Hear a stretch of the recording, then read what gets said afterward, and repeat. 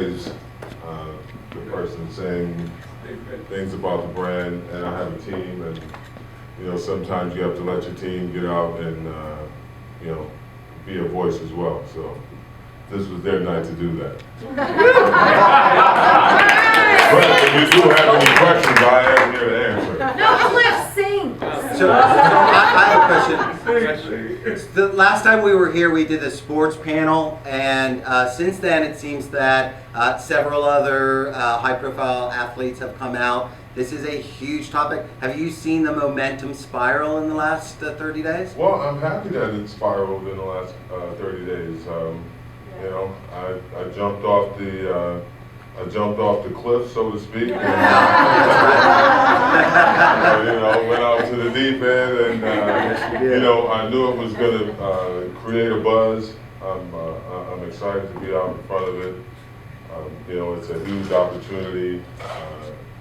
You know, to usher in, you know, a new age, a new thought around something that's always had negative around it, and always been perceived as a negative in my life. So to take it and, you know, put a spin on it and turn it into a positive, you know, I'm extremely excited about it. We all should be excited about it. Yeah.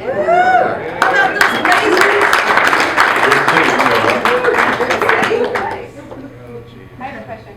I'd like to know, how is your experience so far in the industry, and how are people from your from basketball or your family reacting to your decision to really jump in wholeheartedly? Well, first of all, I was concerned about what my mother thought, and you know, from there, you know, she was cool with it, and you know, it's really been a positive experience. You know, I've always been the type to not really let, you know, too much, you know, don't get too excited when things are good, don't get too down when things are bad. Just try to, you know, stay positive and keep moving forward. So, but I was actually, you know, quite, you know, surprised with the response, the positive response from players. And tell you the truth, a lot of them are trying to get in now, and they wish they had came up with this before me, and I'm glad they didn't. But you know what I mean? That's what I was saying about the jumping on. You know, they're trying to, so you know, we'll try to keep that thing up. Maybe it'll go up a little higher. So you know, we'll see what happens. Part of the challenge on a cutting industry is explaining the education behind your story, in any industry for that matter, and of course cannabis being where we are today. What's your $3 million elevator pitch? Well, on explaining the story on how you are going to distinguish your product set differently in the marketplace from the recreational model? I lived the life. Whether it be on the professional side or the recreational side or the person who lives an active lifestyle. So I've lived it. So I've been in the locker room. I've been off the court. I've experienced these things with people who live these lifestyles, and I know that they use cannabis-based products. So I know I'm going down the right road. So, you know, whether it's someone who goes on a hike, whether it's a professional athlete who's looking to relax after a game, whether it's somebody who's trying to just enrich their experience overall, cannabis is the way to go. I agree.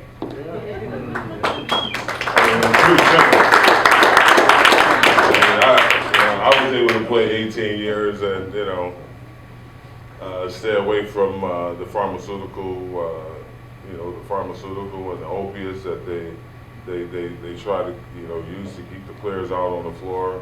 So, you know, everybody's different, but, you know, I'm proud to say that I live a cannabis lifestyle, and I'm going to continue to live one. So, there it is.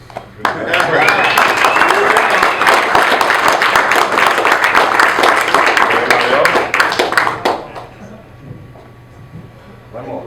What type of products are you actually going to be like trying to market once you do get that word out there that you're looking for certain products? Is it the oils, lotions, salves, cannabis itself? Yeah, there's so many different products out there. Yeah. You know, we're really going to look to follow the playbook. There's playbooks out there already that we're looking at, and we're going to just try to follow those same playbooks. I mean, Gatorade is. I mean, if you look at the relax, the recover, you know, they have a playbook out there, but they don't have THC and cannabis in there. So we have the medicine in ours. You know, they don't have the medicine. We're gonna have the medicine in ours. That's what's up. Right. Okay. All right. Thank you. All right. Thank you, guys. I appreciate it.